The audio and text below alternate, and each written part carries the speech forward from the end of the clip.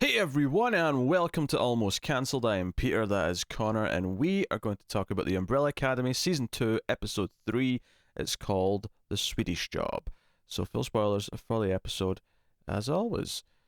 So, yeah, once again, we carry forward all the character plots. Everyone is carried forward, which is both like fine, but also kind of like a mild complaint in that I kind of keep hoping that they're going to focus a bit more.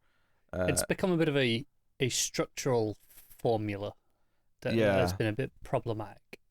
Yeah, I mean, obviously some get a bit more focus than others. I mean, Allison definitely gets I'd say Allison and Luther get a bigger share this episode, but it's not by like a ton. Like it's slightly weighted. Yeah, ever so slightly. Five and Vanya probably get the least. Yeah, which is kind of funny given Vanya's situation. That I don't know, like. Five goes and finds her. She uses her powers because the milkmen show up and try and kill her. Her powers kind of kick in almost without a violin, might I add. Just completely, on her own. Full on Quake basically at this point. I mean, that's pretty much, yeah. Yeah. I suppose you could also argue Black Canary, but I'd say she doesn't have to open her mouth. I don't think. So I'll go with Quake. Yeah. It's kind of a cross between them. Yeah. Well, yeah, because I think they specifically say sound waves. It is specifically sound waves, which is why Black Canary is relevant here. Yeah. But it can be sound waves caused from anything, so... Yeah. Okay, so it's a bit of a mix of different things, but that's probably the closest we're going to compare it to. But our powers kick in, and Five's got the nerd, the lackey who they've got. Who was tied up at the start of the episode. There's like a little gag where he's like, "Well, you didn't untie him," and then he seems quite happy to just be helping for the rest of the episode. There's very little convincing for him or anything like that. But he notices on his little I don't know, device that's tracking sound waves. I don't know exactly what it is. Me either. Some type of radar, I guess, maybe. Could be. Yeah. I mean, who knows? But so Five finds her with that, and basically explains the premise of the show to her, aside from the fact that she's the one who caused the apocalypse. He just sort of, it was a meteor, dinosaurs, it's like that, kind of. And now we're here, and quick recap on here's what this season is. Yeah. It's kind of weird to me that Vanya's like finding out like a lot of this stuff this way is kind of really uneventful.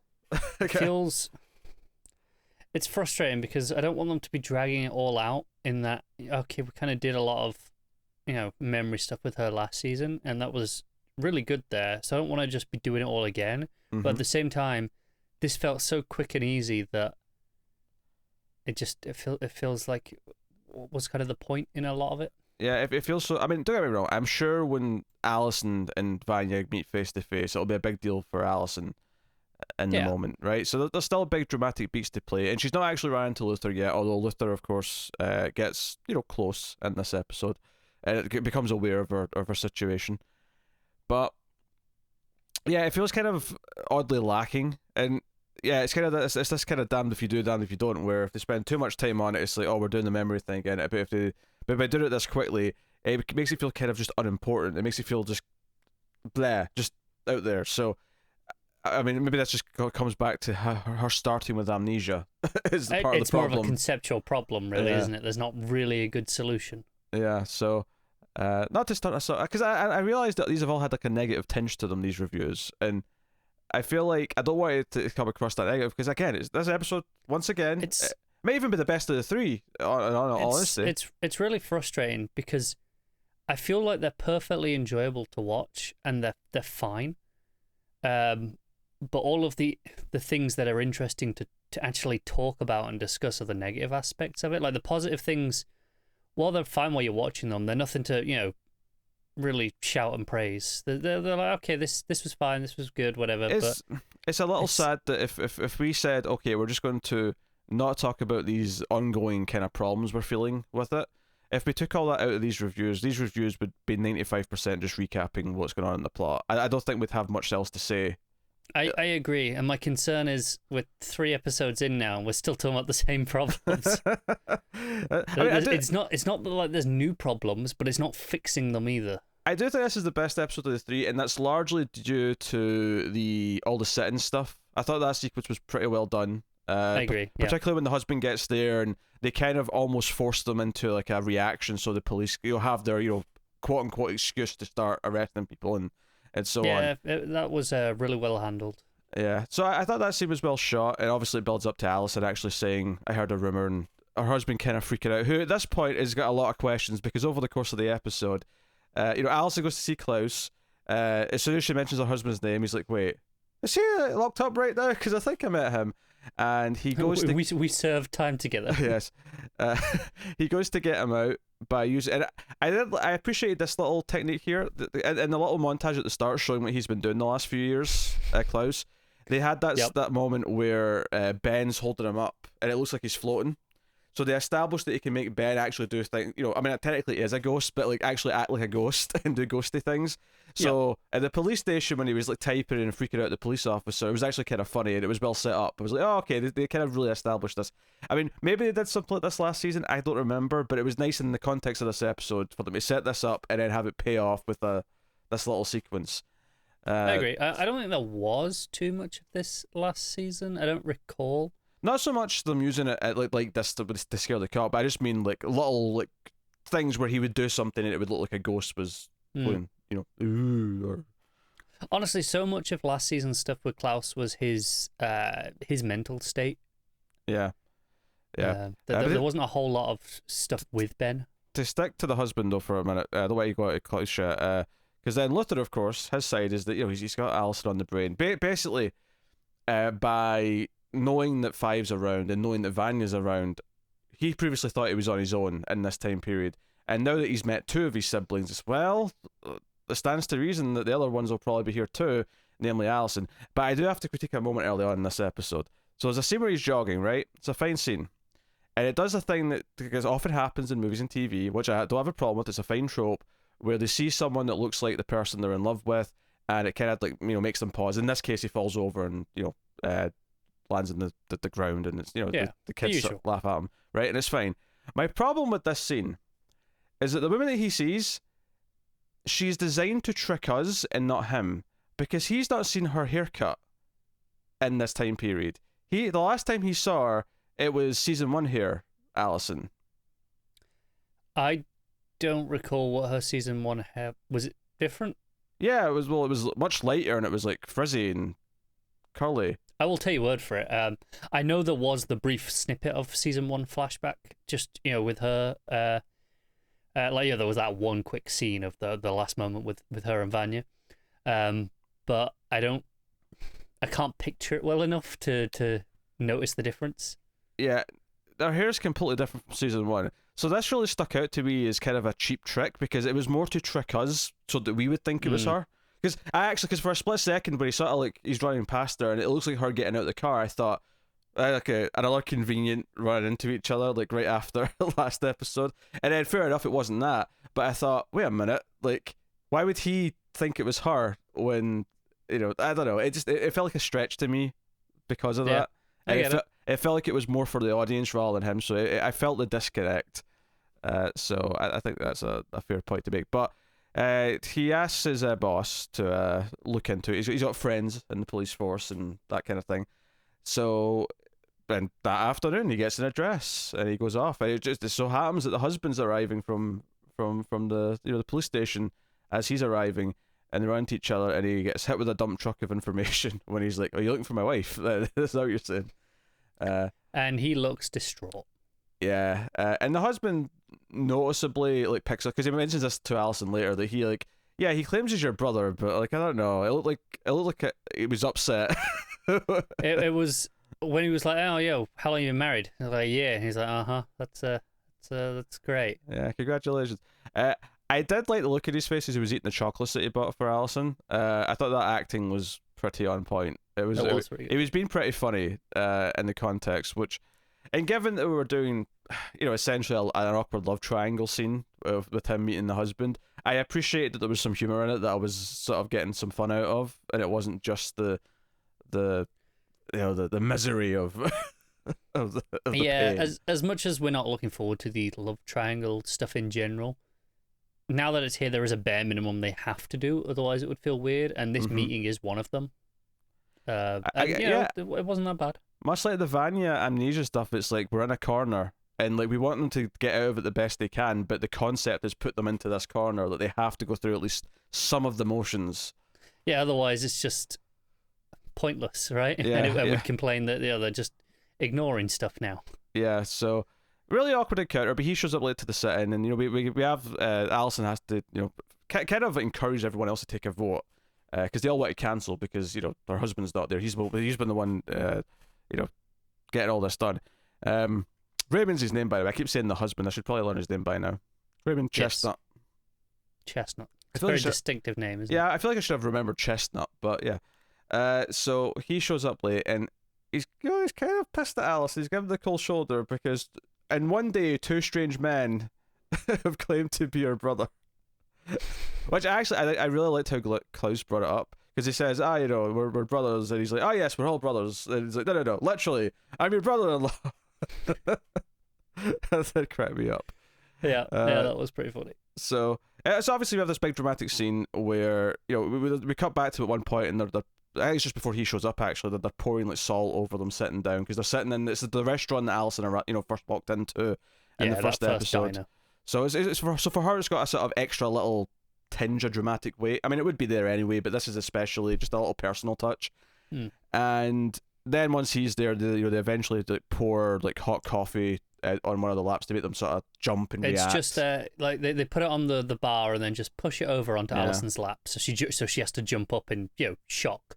Yeah, and that immediately one cop touches her, and then Raymond jumps in, and then immediately it's like, okay. As far as they're concerned, they've got a reason to arrest. And obviously, as you'd expect, there's brutality going on left and right. Alison runs out after him, uses her power to save him. I was surprised they weren't. They were more restrained with the crowd as they were. Like they seemed very just focused on Raymond in particular. The rest of the crowd, they kind of They didn't go all in on the physical beating as much. They were just there was the tear gas, and they just kind of kept them in the room, but didn't single anyone else out. You see people getting arrested in the background. I think it might just be a focus issue, or it might be I don't just holding back for the sake of not turning it too dark. Could be, yeah. Could be one of the reasons rather than anything else. Because I really felt it because they had Alison pinned down as well at first. The cop says something like "you're next," implying. Yeah. And obviously then there's two of them behind dragging Raymond away, and they just kind of let Alison go to run after it. I don't know. It kind of fell a bit off. Felt a bit easy on her end there. Like she was just let go. Yeah. Okay. Yeah. He's kind of freaked out though, because he's seen her, almost use the power before, and he's like, "Hey, none of this makes sense. Why would this cop just stop beating me up? It doesn't make any sense." And then combine that with the two strange men that have showed up today. He's got a lot of questions. One showing up right now. Yes. Yeah, Klaus runs up after, and tries to get her out of Dodge. So obviously they'll be together starting next episode. But I thought the dramatically the scene was well shot and well handled, and it was definitely kind of the biggest moment of the show so far, I think, in terms of just I don't want to say theatricality per se, but just it felt like something notable was really happening. It's one of the biggest moments so far that has established this is why we're doing stuff in the 60s. Sure. Yeah, beyond just it's a slightly different setting. It's like, no, we're actually doing something with it.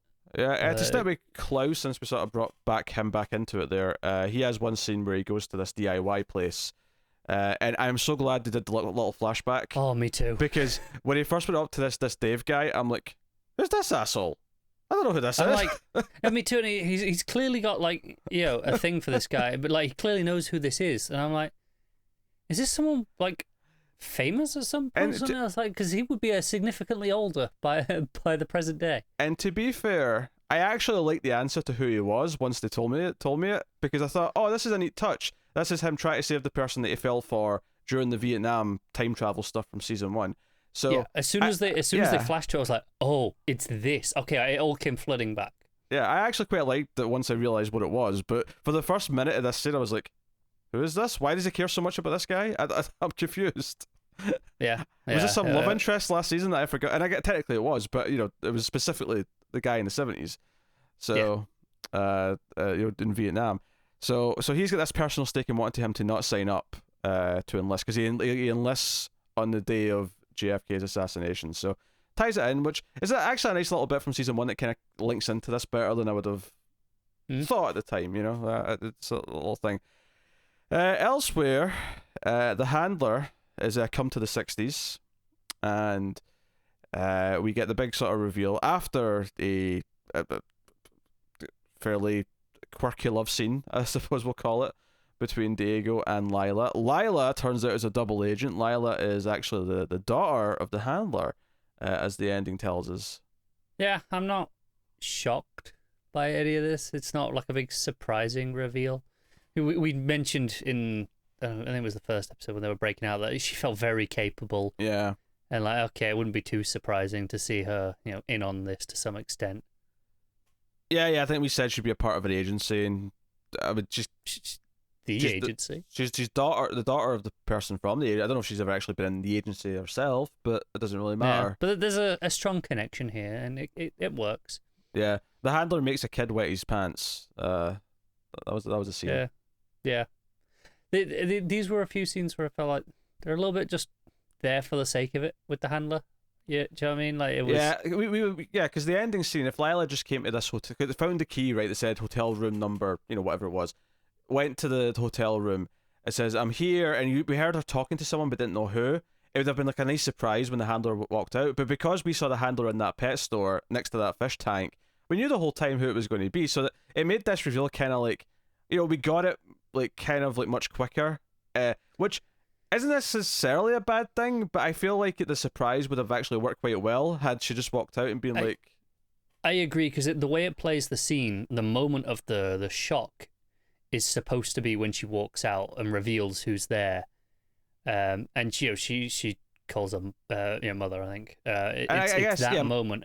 Whereas we kind of have it's kind of neutered a little bit, because as soon as she gets into the hotel, we go, oh, okay. And then there's the mother beat that does come that adds on a little bit, but it's not as big on its own. Yeah, the mother thing is the real twist here, because we know, like, the fact that she's leaving is a bit suspicious in the first place, but then as soon as she goes to the pet store, it's like, okay, she's looking for something, she's connected to the handler.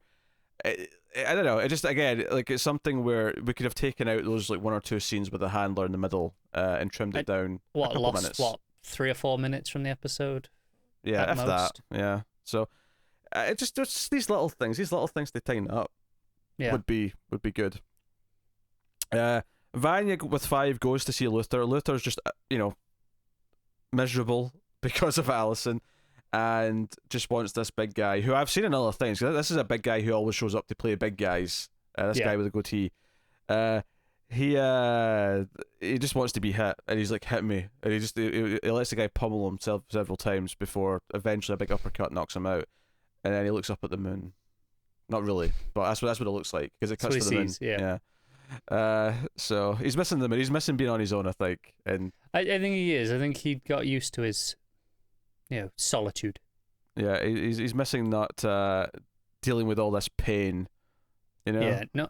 He could just pine over Allison from afar and not have to actually worry about it. Yeah. So, there you go. Is that everything? Is that all the characters we went through? I think it is. Yeah. I think so. Yeah. Obviously, Diego still wants to see his father again. Confront him. But there's the scene with Vanya on the phone to Sissy, who's obviously struggling with her son. He's like, please come back. Yeah. Just again, furthering that, okay, there is a connection between these two, and Five's having none of it right now. End of the world, more important, all the usual stuff. Yeah. That's pretty much it. I'm just looking for this big guy. I want to see what else I've seen him in. I'm just trying to find him in the cast list. I imagine it's a nice, easy, regular, steady gig for him. Like, Oh yeah. He'll just be on a list that goes around, and they'll be all like, "Hey, we need you for a here we go. A shoot for a day." Here we go. I found him. He was really far down. Yeah, he's been in one of the Sherlock Holmes movies in Pacific Rim. In fact, I remember Pacific Rim. He's one of the Russians, I think, in that. If I remember right. Sounds perfectly likely. He was in 300. Yeah, I mean, I'm not surprised. To be honest, I think I remember him in Sherlock Holmes. Deadpool 2. Like, yeah, he's popping up all over the place. He's just he plays the big guy that someone hits and then he doesn't react. Do you know what? I actually thought to myself that he looked like an old wrestler called Kurgan. Turns out it's actually him. Because he was it was a wrestler in like 98, 99 kind of time period, right? And I thought, it's been too long. It won't be him because it's been 20 years since then. But that's him. It's him. He's just bulked up even more than he was back then, and he's all right. Fair enough. Kurgan. What I can only assume from this is that movies and TV pay better and are safer. I would be more inclined to think that he just wasn't given his big shot. Like, he was always always quite low in the card. I mean, fair enough. Wrestling is quite. I mean, in terms of obviously compared to the top tier stars, obviously not. I mean, for whatever level he was at, this must have just been steadier work. Oh yeah, no, that's fair to say. But if he could have broke through and became a star there, he probably would have been making much more than he's doing these little bits in movies and TV. But yes, this is probably a safer long-term gig. The dude must be getting up there in age now at this point. Oh, when was he born? 69? Yeah, okay. Yeah. 51? Yeah. My math right? Yeah. Yeah, it is. I had to think about it. I don't know. He's huge. The dude's huge. I'm sure IMDb there will tell you his basic stats. Let's start at the top, but yeah. So no, there you go.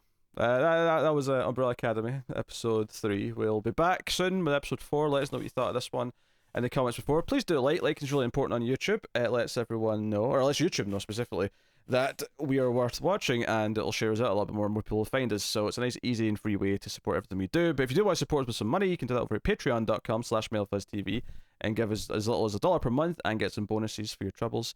So go and have a look and see if you're interested. Otherwise, that is us. Get us on Twitter at mail_fuzz for channel updates. Keep watching TV, and have you got any vanilla?